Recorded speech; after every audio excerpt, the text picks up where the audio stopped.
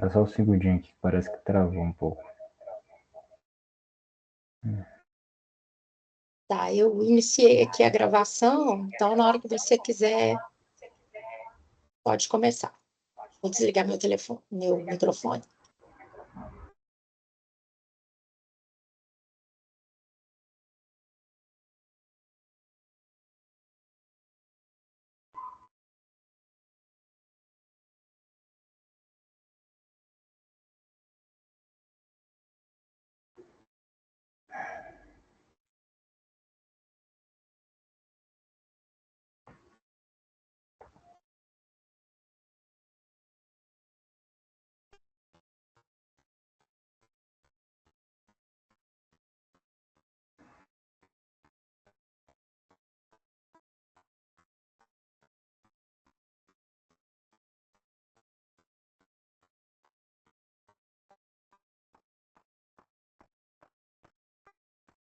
Pronto, agora sim. Bom, gente, desculpa um pouquinho o atraso, mas vou fazer essa palestra aqui em nome do professor Baeta, né? Ele gostaria também de fazer essa parte aqui com um comecinho, falando um pouquinho da escola de engenharia em si, né? Antes a gente falar do CTN, porque é importante, às vezes a gente acaba pulando muito esse conteúdo, né, da escola em si. Era para a gente ver isso bastante em introdução, né, mas a gente acaba vendo outras coisas. Então, a escola de engenharia, hoje ela é a maior centro de engenharia da América Latina, né? Ele é de longe o maior complexo do campus, né?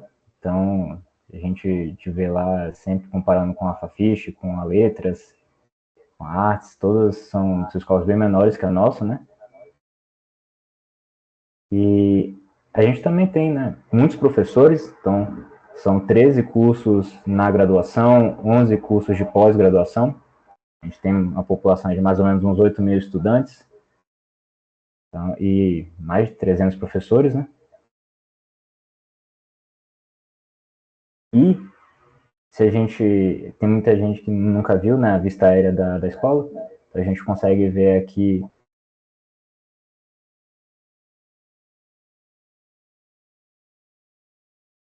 o bloco 2 e lá no fundo tem os galpões, são os anexos, né? O anexo que está circulado aqui é o galpão da mecânica. Quem tiver mais para frente no curso, provavelmente já teve aula aqui de termodinâmica, demonstrações, salas de laboratório, né, da própria engenharia, geralmente são aqui. Então, tem o laboratório de termodinâmica, quem já fez, o laboratório de metrologia também fica no galpão, laboratório de soldagem. Então, a gente tem várias aulas ali também, além dos projetos desenvolvidos, né? E aí a gente entra no CTN em si, que está dentro do... Uma coisa curiosa é que dentro da filiação, o CTM, tecnicamente, ele é filiado direto ao FMG. Ele não é... Ele tem uma estrutura organizacional um pouco diferente da maioria dos laboratórios, que é primariamente parte da, da engenharia, né? Apesar da gente estar dentro da engenharia, a gente ser parte da, da escola, a gente está filiado mais diretamente ao FMG. Então, dentro do CTN, a gente tem vários tipos de pesquisa. A gente faz tanto pesquisa quanto projetos de extensão, né? Então, projetos de pesquisa geralmente são mais longos, estão focados mais em desenvolvimento de conhecimento e de tecnologia, enquanto as prestações de serviços são mais questões que a gente tem estruturas para responder, e aí as empresas vêm para a gente com essas questões. Pode ser um teste de algum tipo de combustível, de algum tipo de tecnologia de motor que a gente desenvolve.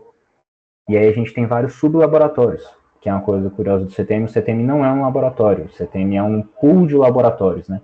Então, dentro a gente tem um laboratório de combustível e combustão, que ficou fechado por bastante tempo, né? Hoje ele está sendo revitalizado pela professora Rita, junto com o professor Pujati. A gente tem salas de dinamômetro, a gente tem salas de eletrônico, de simulação de voo, que é onde a gente tem a Avante, né? Alguns de vocês podem conhecer. A gente tem laboratórios de simulação, CFD, e parte estrutural. A gente tem laboratórios de velocimetria, que é onde eu estou introduzido, onde eu desenvolvo lá. Está sob o professor Rudolf. A gente tem várias metodologias de velocimetria laser, principalmente a gente faz para caracterização de spray, e aí a gente consegue usar isso, por exemplo, dentro de injetores, e isso é usado para alimentar simulações, que é muito importante, porque a gente tem um ciclo todo fechado, então a gente tem a velocimetria, que alimenta a simulação, que alimenta a própria tomada de decisão nos projetos de pesquisa, por exemplo. A gente também tem o laboratório de biocombustíveis, né, que é gerenciado pelo professor Leandro junto com a Adriana. Perdão.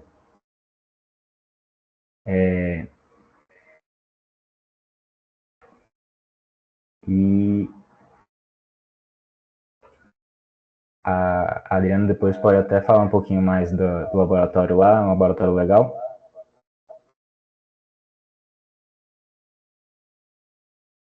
E a gente tem a parte, aqui a gente tem uma visualização da parte de infraestrutura, né? O coordenador geral do laboratório do pool é o professor Paeta. Aqui a gente tem algumas imagens das nossas instalações de dinamômetro. Então aqui ao centro aqui a gente consegue ver o 230, que esse é o 230. Esse aqui é um dinamômetro pequeno de bancada, onde a gente consegue colocar um motor de carro de passeio, principalmente. Então a gente coloca ali um motor 4 cilindros, a gasolina, etanol. A gente usa isso para vários testes lá. E na direita você consegue ver o monocilindro, que ele é a mina dos olhos do laboratório. A gente tem um dinamômetro ativo nele, a gente consegue desenvolver muita coisa ali, inclusive, principalmente com combustão. A gente consegue estudar como a combustão acontece para cada tecnologia que a gente tiver.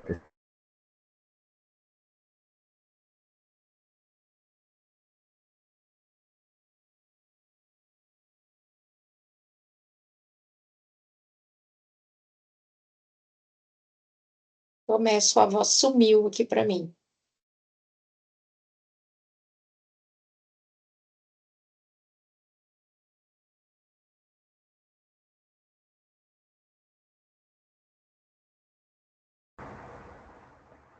Eita.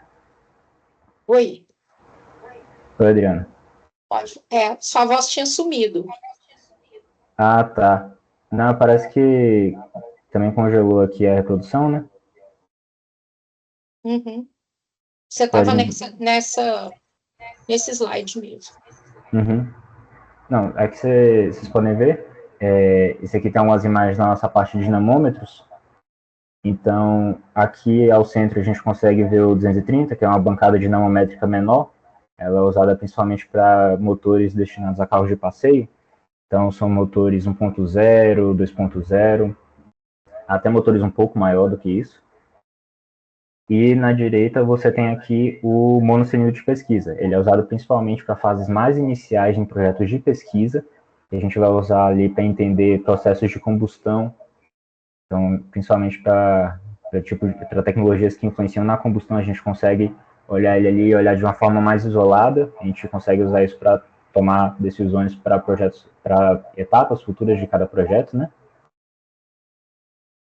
E dentro dessa parte inicial, a gente tem isso. Aqui a gente tem a imagem do 230 e do monocilindro mais próximos, né?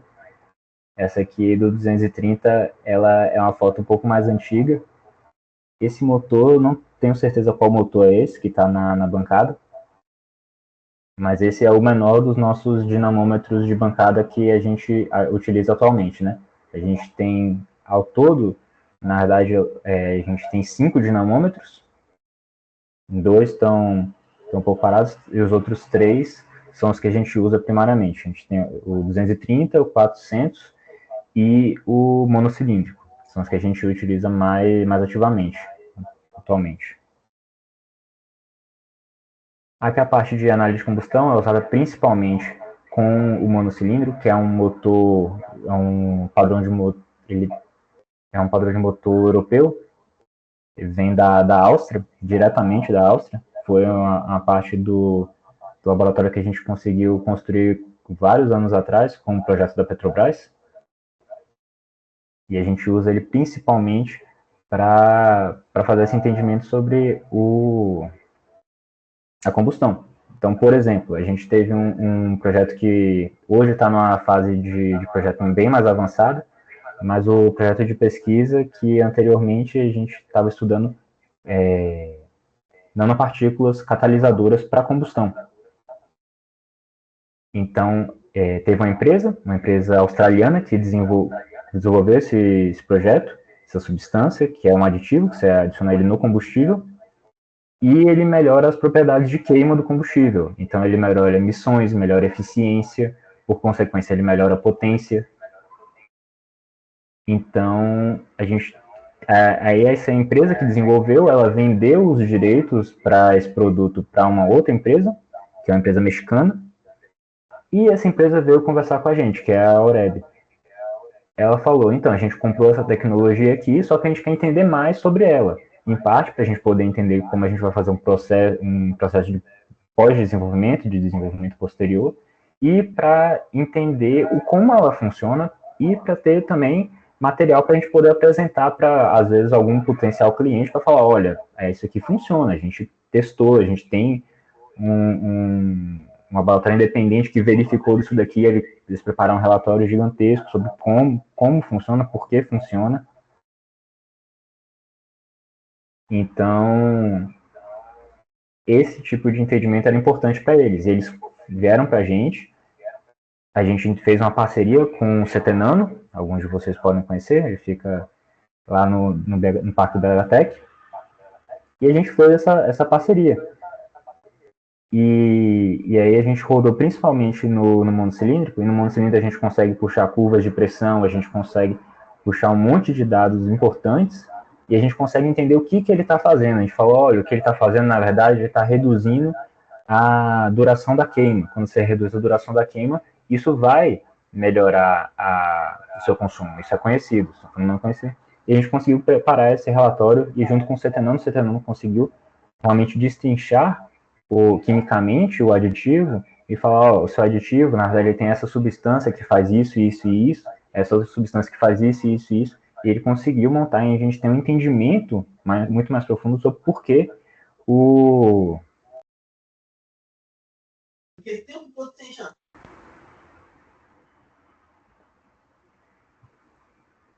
Tomé parou de novo. Onde é que eu estava? Você estava nesse slide. Sim. Eu já tinha começado a falar do projeto em si? Sim, você já falou sobre o projeto, a questão do aditivo. Sim. Além disso, já tiveram outros projetos que a gente desenvolveu aqui também, né? Teve a fase inicial do TJI, que hoje está numa fase bem mais avançada, a gente vai falar sobre ele também, que é do uso de pré-câmaras. A gente começou aqui no monocilíndrico, a gente fez a parte inicial de projetar várias pré-câmaras, a gente colocou eles aqui e testamos. E a gente chegou à conclusão, esse tipo de pré-câmara funciona, esse não. E a gente usou isso junto com a simulação também. E aí a gente conseguiu ter um entendimento disso para poder avançar para as partes subsequentes do projeto, né? Então aqui você tem mais uma vista do monocilíndrico. Uma coisa curiosa que vocês podem ver nessa imagem da esquerda é que o monocilíndrico ele tem uma capacidade de substituir parte do bloco por um cilindro de quartzo. Isso aqui é um monocristal de quartzo.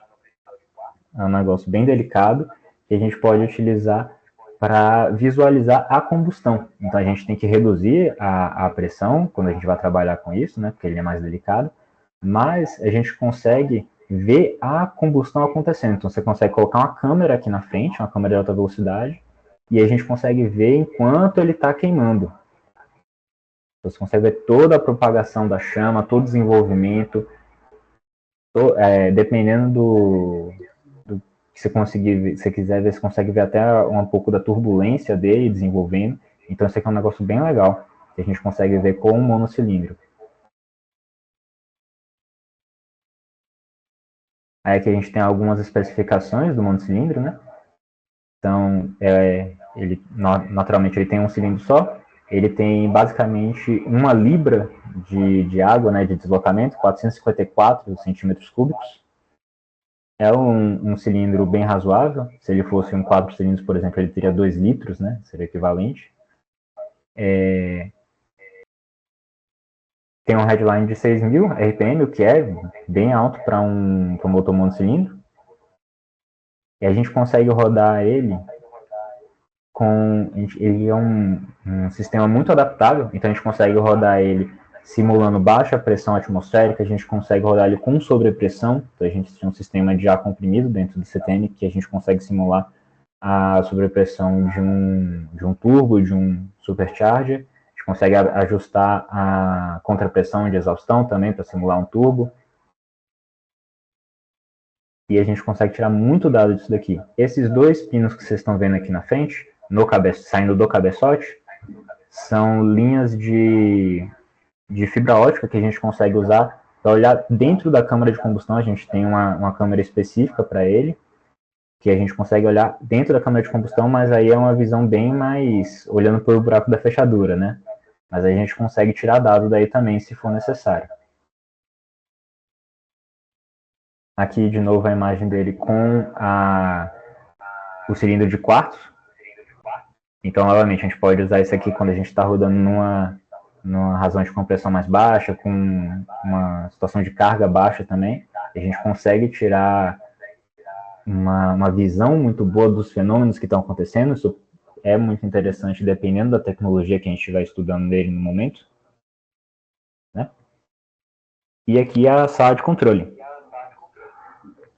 Aqui, essa é a bancada que faz o controle do monocilindro. Então, vocês conseguem ver são 4 telas, né? Então, a gente tem controle desde dos parâmetros da ECU, então todos os parâmetros, avanço de ignição, duração de injeção, ponto de injeção, tudo isso a gente tem controle em cima. A gente tem controle da pressão de injeção, um monte de coisa que a gente tem controle direto e imediato, a gente consegue variando isso enquanto o motor está rodando, para a gente conseguir achar o ponto específico. Então a gente consegue estudar assim também comportamento, a gente pode falar, essa tecnologia aqui, ela não tem impacto nenhum direto na eficiência, mas ela me permite dar mais avanço no motor, então eu consigo subir a razão de compressão, isso me dá eficiência. Isso é uma coisa importante de se entender, e isso é uma coisa que a gente consegue entender no monocilindro. Na tela da esquerda, vocês conseguem ver aqui, tá um pouquinho mais difícil de ver, mas a gente consegue puxar a curva de pressão. Então, ele tira dados ali como pressão média efetiva, variação da pressão média efetiva, a gente consegue ver NOC ali, então a gente consegue realmente ajustar, ver quais são os limites, e quando a gente está tratando de uma montagem experimental, a gente tem que encontrar e respeitar muito bem os limites, né? Então, isso aqui realmente ajuda a gente a encontrar esses limites, entender o comportamento de cada tecnologia, como cada tecnologia influencia como você vai tratar a combustão. Isso é algo muito importante. E a gente tem aqui também uma imagem de um sistema novo que a gente tem de aquisição de emissões. Isso aqui, quem um dia quiser ir no CTM dar uma olhada, vocês podem ver, esse cara aqui, ele tem um laser tão potente para poder fazer espectrometria dos gases de emissão, e a gente precisa manter ele refrigerado com nitrogênio líquido. Então, ele é um equipamento muito sensível, muito poderoso, e no contexto experimental ele tem um valor extremamente alto.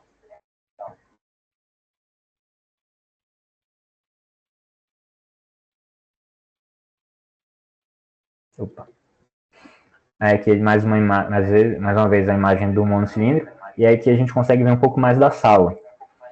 Então, vocês podem ver, o monocilindro, ele tecnicamente, ele não é caracterizado como um motor, ele é chamado de uma câmara de combustão. Por quê? Ele tem um pistão, virabrequim, a biela, tem as válvulas como um motor comum, só que ele não tem bomba d'água, ele não tem bomba de óleo, ele não tem compressor de ar-condicionado, não tem embreagem. Então, o que a gente tira aqui no cardan, no dinamômetro, não é representativo de um motor real, porque a gente não tem várias das perdas de potência. Então, por isso que a gente aqui estuda diretamente na câmara em si. E aí depois, se alguma coisa, a gente tira o que é promissor e coloca num motor mais convencional para poder estudar. Então aqui vocês podem ver essa caixa azul à direita aqui, ela é na verdade a unidade de tratamento de água e óleo do motor. Então esse motor ele é tão delicado que ele não parte a frio. A gente precisa primeiro aquecer o combustível não, perdão. A água e o óleo, eles começam a aquecer e rodar no motor com o motor parado. Depois que a gente tem pressão e temperatura de água e óleo, aí a gente começa a rodar o motor usando o dinamômetro, porque é um dinamômetro ativo, ele pode rodar o motor. E aí depois só que tudo isso está funcionando é que a gente começa a injetar combustível. Então, quase tudo que vocês estão vendo aqui em cima do motor, ele é fiação para sensores. Então a gente tem sensor de tudo aqui. A gente tem extração de gases de exaustão, a gente tem sensor de pressão e temperatura na exaustão, pressão e temperatura na admissão. A gente tem pressão dentro da câmara de combustível. Isso aqui é tudo muito bem instrumentado para a gente realmente conseguir entender o que está acontecendo na combustão. Aqui são as imagens que eu falei dos acessos óticos que a gente tem no motor, que a gente consegue usar mesmo se a gente não estiver usando o cilindro de quartzo. A gente consegue lá uma visão olhando pelo buraco da fechadura, né? A gente consegue ver o spark plug, né? A vela de centelha, fazendo o centelhamento. A gente consegue ver a injeção. Então, esse aqui na imagem da esquerda você consegue ver o próprio combustível sendo injetado na injeção direta. E a gente consegue ter uma ideia muito boa do que está acontecendo visualmente, além do que a gente consegue ver pela pressão, pelas temperaturas e tudo mais que os outros sensores nos dão.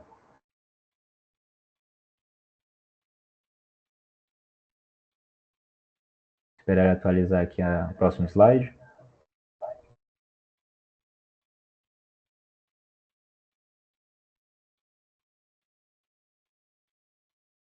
Aqui. Aqui a gente consegue ver uma curva de pressão típica. Então a gente consegue ver aqui, antes do ponto morto superior, ele tem uma subida de pressão aqui, por causa do próprio cilindro subindo. E aí tem o momento da centelha, e a gente tem a queima em si, que é essa parte da direita que vocês podem ver. Então, com esse tipo de curva aqui, a gente consegue fazer todo um tratamento de dados para tirar muitos dos dados de combustão, e ajuda a gente a entender o que está acontecendo ali na implementação das tecnologias.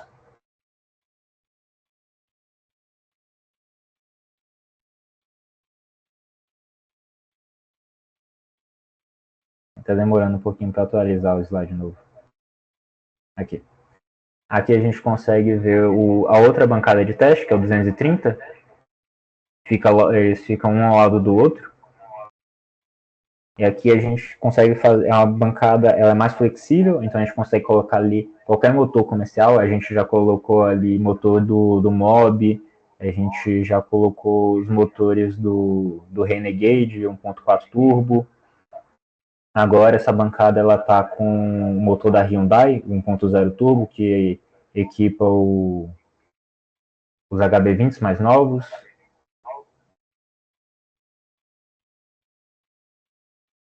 Aqui a gente tem a vista novamente do banco em si. Então ele é chamado de 230 porque ele tem a potência máxima aceita dele é 230 kW, com um torque máximo de 750 Nm. Então isso você consegue colocar alguns motores bem razoáveis aí. A única coisa que você vai ter em carro de passeio, que é mais potente do que isso, aí vai ser um motor de realmente carro esportivo. E aí a gente tem outra bancada aqui que permite a gente trabalhar com isso.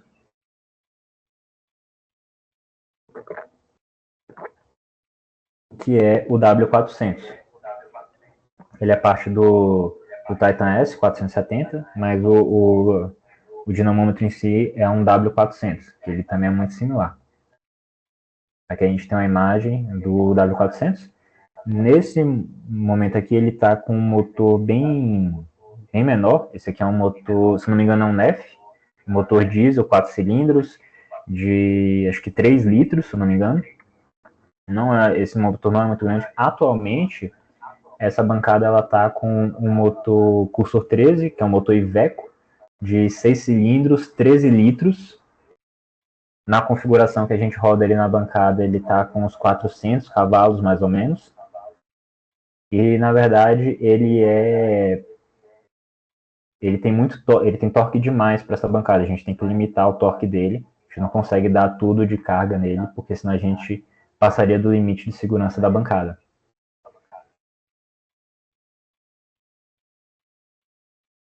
Esse aqui é o D210, que é o hidráulico. Hoje ele está em processo de reativação pelo pessoal do Fórmula. Se tiver alguém aqui do Fórmula vai poder confirmar isso, que eles estão num processo, uma parceria do pessoal do CTM, foi estendido a eles essa oportunidade pelo professor Baeta, porque era um dinamômetro que estava em desuso, teve alguns problemas há bastante tempo atrás, ele estava em desuso, e aí o Baeta ofereceu essa oportunidade para o pessoal do Fórmula, né, que eles poderiam trabalhar, um trabalho relativamente simples, são sistemas hidráulicos mais simples, mas que eles fazendo essa revitalização, eles poderiam utilizar a bancada livremente para poder fazer os ajustes dos motores deles, né? Eles usam motores de motocicletas, né? 3, 4 cilindros.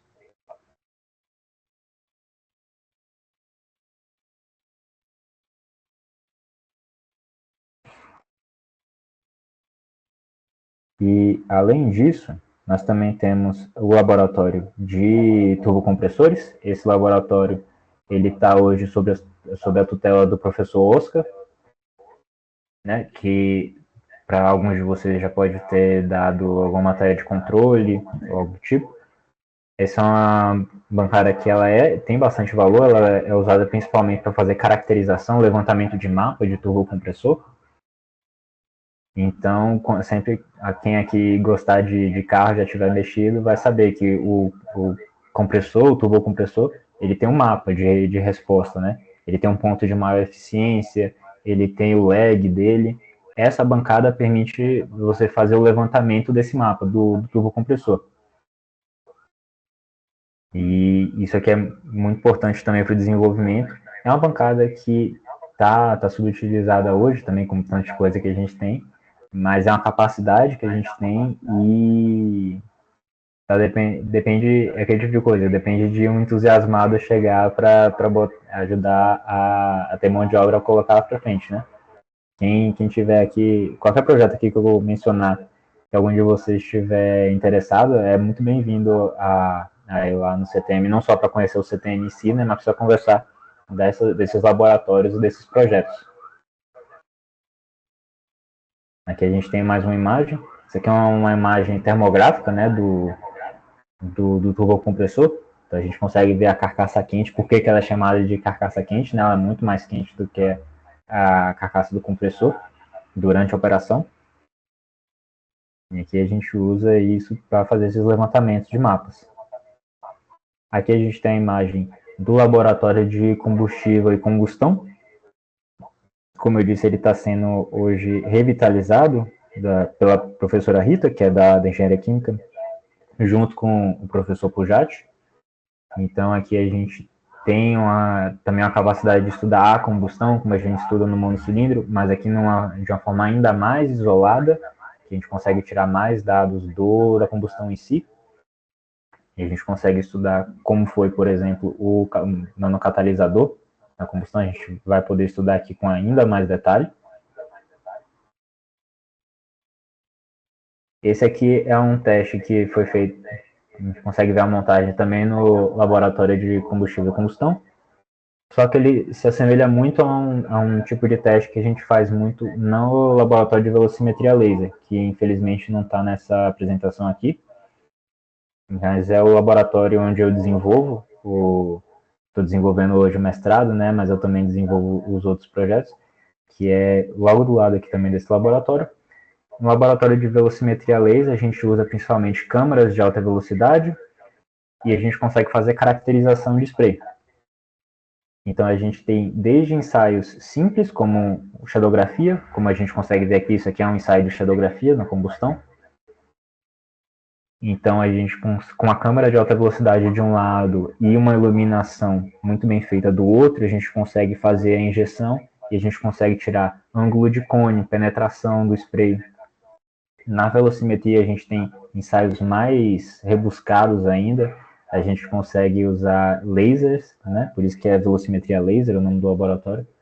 A gente consegue usar lasers para fazer medição de tamanho e velocidade de gota.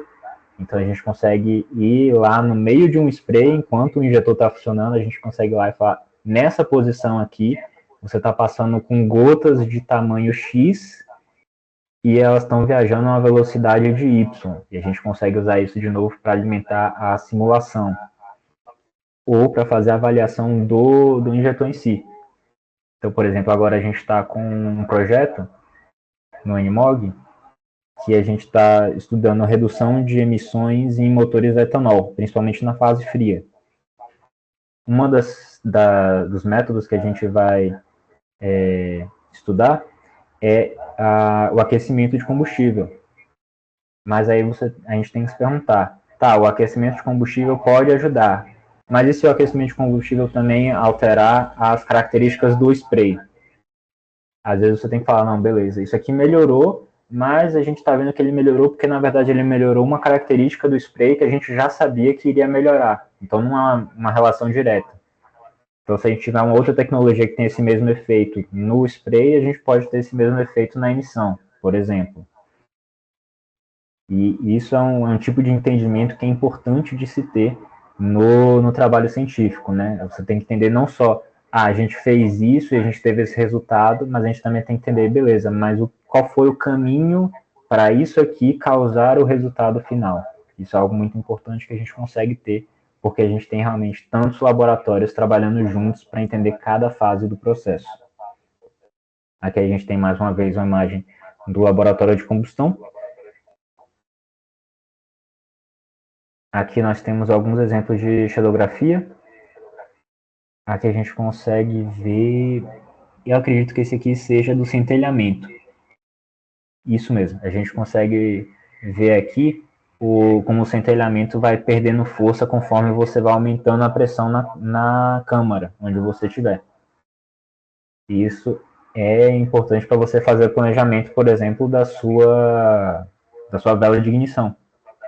Se você está esperando pressões maiores no momento da centelha, você precisa de uma vela que é capaz de trabalhar nessas pressões.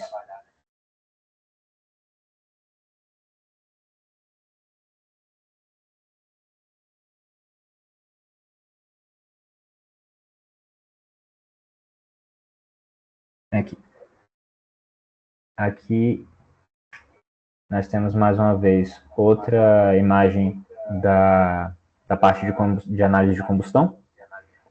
Essa aqui é uma imagem do Puma, né, que vem do Indicon, que vem lá do monocilindro. Então você tem mais uma vez as curvas de combustão. E aqui a gente tem uma parte do processo, desde a aquisição, o processamento dos dados, condicionamento do sinal, e ele é alimentado, então, para a fase de controle. Aqui nós temos a parte falando da simulação, é uma parte mais curtinha. Então, o laboratório de simulação, lá no CTM, quem já foi já deve ter visto, aquela sala ela é bem mais exposta, né? Ela é toda com as janelas todas de acrílico.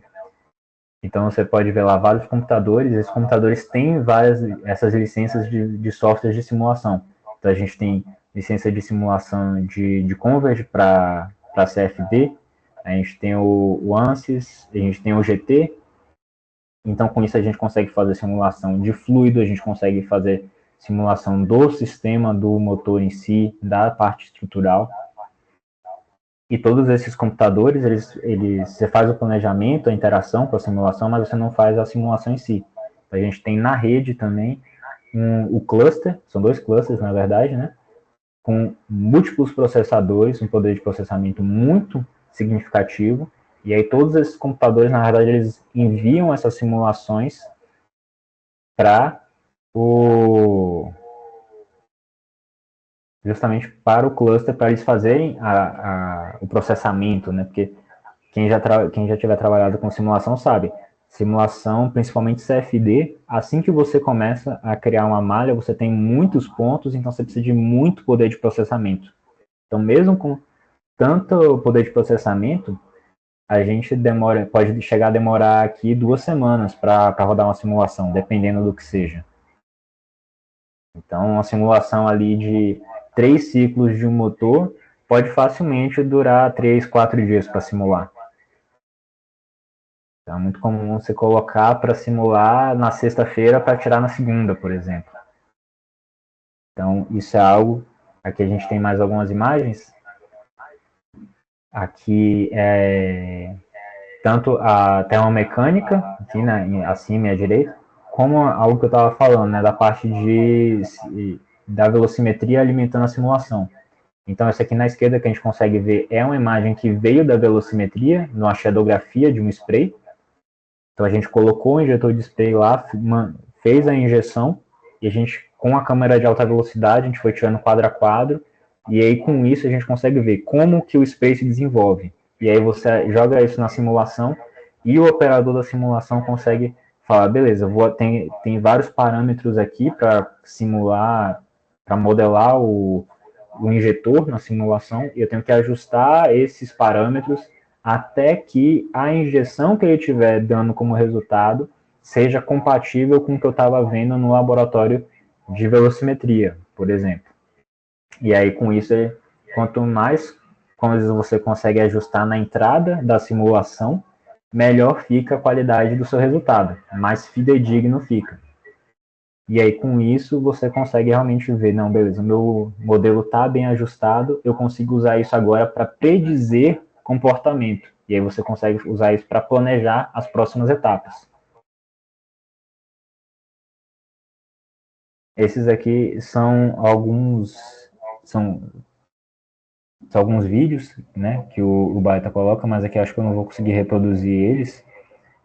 São vídeos de simulação. Quem tiver curiosidade pode aparecer lá no CTM que a gente consegue dar uma olhada nisso daqui, a gente consegue puxar esses caras.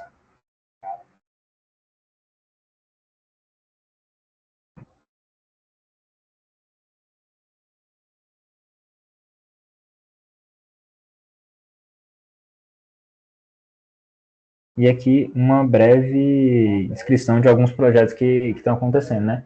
Novamente, a gente tem tantos projetos de pesquisa, que são projetos mais longos, são projetos mais caros também, mas que têm voltados a entender tecnologia de uma forma mais profunda e às vezes ajudar no desenvolvimento de tecnologia também.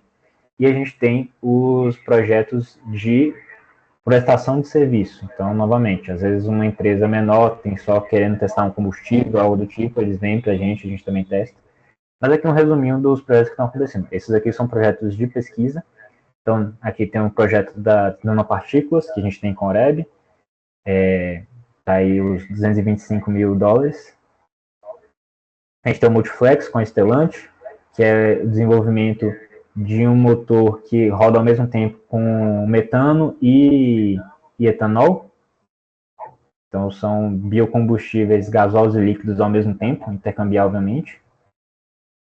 A gente tem parcerias com a Força Aérea, com a Hyundai. Esse projeto aqui é o que eu estava falando, o NMOG. Então, a gente está querendo reduzir emissões do motor a etanol, principalmente na fase fria. São as emissões orgânicas não metanos, por isso NMOG é Non-Methane Organic Gases, que é uma das emissões que realmente está na vista dos comitês de redução de emissões, né? Há um tempo atrás era os óxidos de nitrogênio, hoje são os NMOG, então a gente tem uma preocupação em reduzir essas emissões. Tem outro projeto com a Stellantis, de novo, agora para a parte de tecnologia de ignição. Então, a gente tem o TJI, que é a gente vai falar um pouquinho mais dele aqui, a gente tem algumas imagens para mostrar, que é o desenvolvimento de pré-câmaras dentro do motor, para melhorar a ignição em motores rodando com mistura fria. Aí são mais 690 mil dólares só nessa brincadeira aí. Tem outro projeto com a Oreb, que agora é para utilizar as mesmas nanopartículas aditivas, tentar usar isso em combustíveis gasosos, então metano, hidrogênio. Isso aqui a gente ainda está na fase do monocilindro, a gente está realmente desenvolvendo metodologia, como é que você faz essa pulverização, você faz uma pulverização, você faz de outra forma, como é que você faz a introdução da nanopartícula enquanto você vai queimando esse combustível. Aí aqui a gente também tem mais projetos com a Stellantis, tem o projeto da Ocean, a gente teve eles tiveram uma teoria sobre utilização de hidrogênio como um aditivo na queima do diesel, então a gente também veio estudar isso, eles estavam querendo usar o hidrogênio para reduzir o tempo de queima do diesel, para aumentar a eficiência, em pequenas quantidades, a gente está falando ali de 1, 2, 3% de hidrogênio, o resto todo diesel, só realmente para fazer o aumento da eficiência. E aí aqui a gente começa a entrar nos projetos de prestação de serviço, que a empresa tem uma certa curiosidade com alguma questão, ela vem para a gente e a gente faz esses testes de maneira mais curta, mais rápida, mas também com menos profundidade. Então, você tem, por exemplo, aqui o da Danco, eles desenvolveram o hydrodiesel, que eles criaram a tecnologia de fazer uma emulsão de água no diesel. E eles estavam teorizando que aquilo poderia ser uma opção ao invés de utilizar biodiesel. Como vocês conhecem aqui, quem já tiver feito biocombustíveis com o Leandro vai saber. O biodiesel ele tem vários problemas, ele não é ainda um biocombustível maduro, como é o etanol, por exemplo. Então você tem muitos problemas vindo dele. E aí eles falaram, não, beleza, o que acontece se a gente conseguir fazer uma emulsão de água no diesel? E eles descobriram que você consegue colocar ali 15% de água e você perde, na verdade, você só perde ali 5% do rendimento, por exemplo. Então sua eficiência, na verdade, subiu consideravelmente. E você não tem nenhum dos problemas que você teria, por exemplo, com biodiesel, de formação de borra e tudo mais. Você teria que adaptar a parte de filtragem do combustível, mas isso aí é outra fase que eles ainda vão desenvolver. Primeiro eles quiseram vir para a gente e falaram, beleza, prova aqui para mim que essa tecnologia que eu desenvolvi, ela realmente vai melhorar a eficiência. E a gente colocou no motor e a gente viu, não, realmente, ele melhora a eficiência. E a gente conseguiu ver também por quê. Ele melhora a temperatura de queima, ele melhora o tempo de queima. A gente conseguiu ver tudo isso e entregar um relatório específico sobre isso. Aqui tem mais dois, esses dois estão rodando hoje, que é o da Refit e da Raizen. A Raizen criou um aditivo muito similar ao da Oreb, por exemplo, mas eles estavam focados primariamente em descarbonização.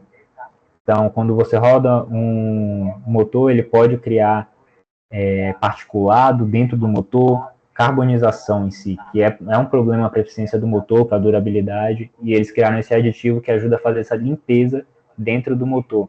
E eles falaram para a gente, a gente quer que vocês testem esse combustível com esse aditivo aqui. A gente fez uma carbonização no motor, a gente terminou recentemente, inclusive. Semana passada a gente terminou a carbonização, e agora a gente está pronto para rodar com o combustível deles e falar, isso aqui vai realmente fazer uma descarbonização do motor? Se fizer, é muito mais rápido do que se eu simplesmente rodasse agora com combustível limpo.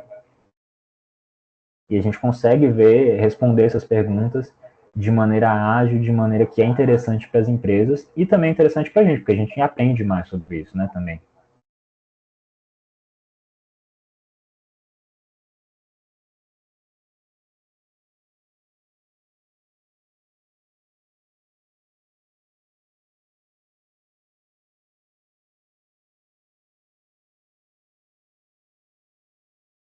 eu ver se consigo passar aqui. Mas... eu tô assim, ué. Ele tá resistindo um pouquinho aqui.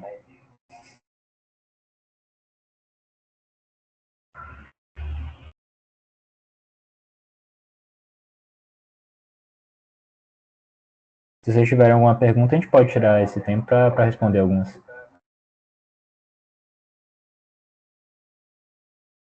Pessoal, se vocês quiserem aproveitar e perguntar.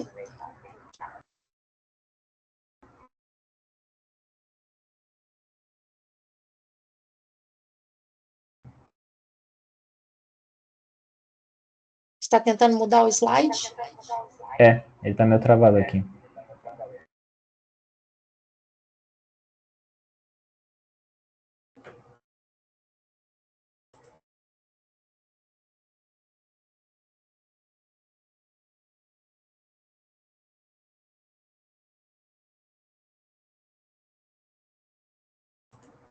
Aí, ninguém tem dúvida?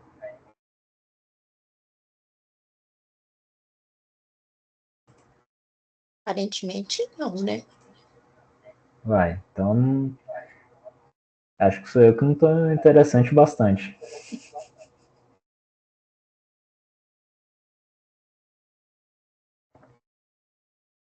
Agora foi.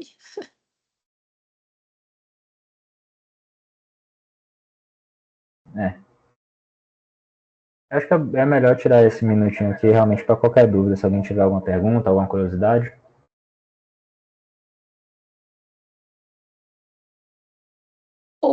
O Tomé, são Diga quantas aí, Adriano. pessoas hoje, assim, quantos alunos, mais ou menos, que vocês têm trabalhando dentro do CTM? Deixa eu ver aqui. De doutorado, acho que a gente tem uns 4, 5. Mestrado, hoje a gente tá faltando aluno de mestrado, a gente também tá com 5 só. Mas de IC a gente deve ter 30, 40. E é aquela coisa, tem serviço para todo mundo. Então, quando tem mais gente interessada para entrar, é rapidinho. Realmente, é vontade de trabalhar. Já deu para ver que tem uma infraestrutura, né? Que dá para fazer muita coisa dentro dessa Sim, área. Então, dá para fazer. Então, cara que gosta de mexer no computador com a simulação, cara que gosta de mexer com o motor lá, tomando banho de diesel todo dia. Tem espaço para todo mundo. Eu fiquei por muito tempo, né? Eu entrei na simulação, aí só que eu acabei migrando para a parte experimental. Então eu fui lá começar a fazer alinhamento de motor, troca de peça, ajuste de monocilindro, operação do monocilindro. Chega um ponto que eu tenho que falar, não, vai ser essa calça aqui que eu vou só pro CTM, porque eu tava tomando banho de diesel pelo menos uma vez por semana.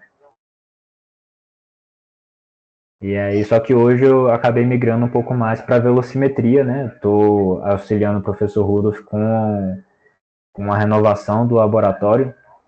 A gente está fazendo uma preparação para um projeto novo que está entrando da Petrobras também.